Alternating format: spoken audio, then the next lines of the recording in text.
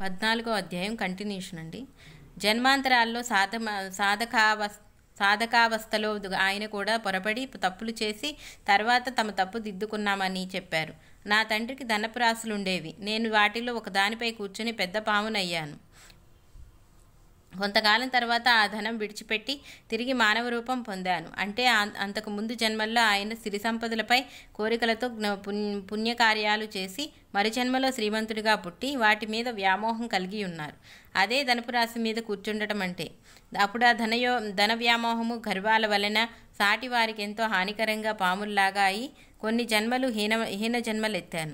హీన జన్మలెత్తారు. పరమపద సోపాన పటంలో మన బలహీనతలను పాములలాగా చిత్రించేది ఇందుకే.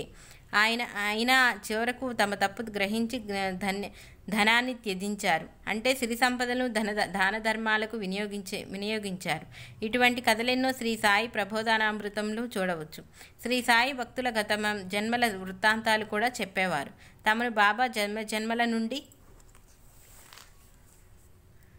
కాపాడుతున్నారని తెలిస్తే భక్తులు కృతజ్ఞతతో ఆయన్ను మరింత సన్నిహితులవుతారు కదా.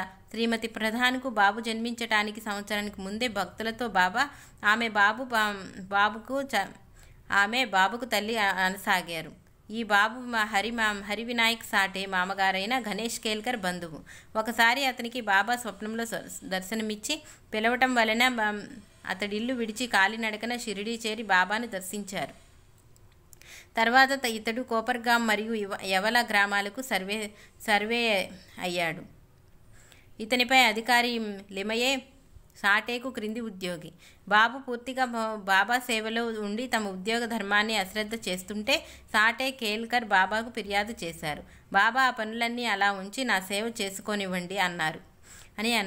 అప్పటి నుండి వారు బాబుకు ఎక్కువ పనులు చెప్పేవారు కాదు. సాయి ఒక్కొక్కప్పుడు మంచి ప్రసాదాలన్నీ అతనికి పెట్టేవారు. 1910 సంవత్సరంలో ఒకసారి ఆయన బాబు విషయంలో జాగ్రత్త తీసుకో అని కేల్కర్కి హెచ్చరించారు. అతనికేమీ అర్థం కాలేదు. కొద్ది రోజుల్లో బాబుకు తీవ్రమైన జ్వరం వచ్చింది. ఒకరోజు కేల్కర్ బాబు ఇంకా జీవించే ఉన్నాడా అన్నారు బాబా. కొద్ది రోజుల్లో బాబు షిరిడీలోనే తన 22వ ఏట చనిపోయాడు.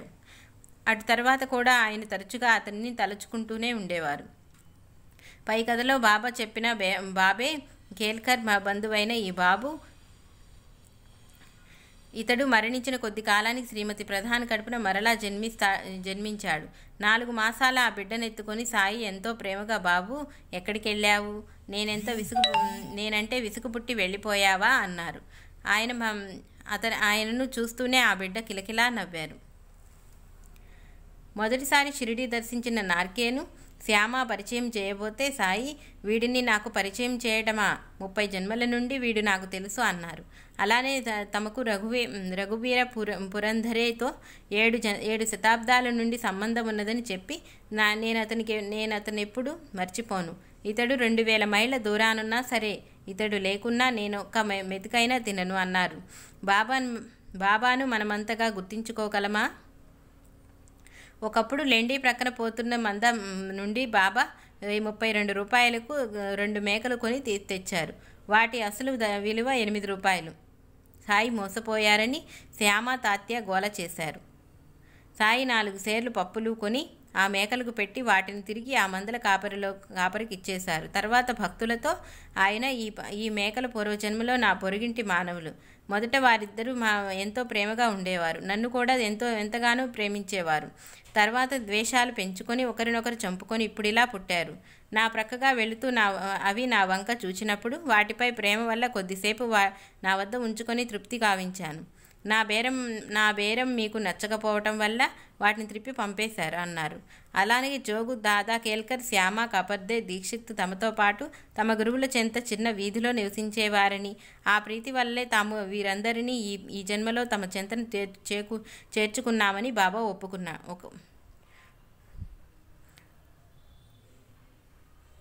ఒకప్పుడు అన్నాడు. ఒకరోజు భక్తులందరూ నైవేద్యం ఇచ్చినా బాబా వాడిని తాకలేదు. ఇంతలో శ్రీమతి కపర్దే మసీదు చేరి నివేదన ఇయ్యగానే బాబా దానిని వెంటనే రుచి చూచి, ఈమె పూర్వముఖ వైసిని గోవు, నాకు గోవు సమృద్ధిగా పాలిచ్చేది. తర్వాత ఆమె ఒక తోటమాలి కూతురిగా జన్మించింది. ఆమెను ఒక క్షత్రియుడు పెంచాడు. ఆమె ఒక మా వయసుని వివాహమాడింది. ఆ తర్వాత బ్రాహ్మణ కులంలో జన్మించింది. ఎన్నో జన్మల తర్వాత మళ్ళీ ఇప్పుడు ఈమెను చూస్తున్నాను. ఆమెకు నాపై గల ప్రేమ వల్ల ఆమె సమర్పించే ఆహారం నాకెంతో ప్రీతి అన్నారు.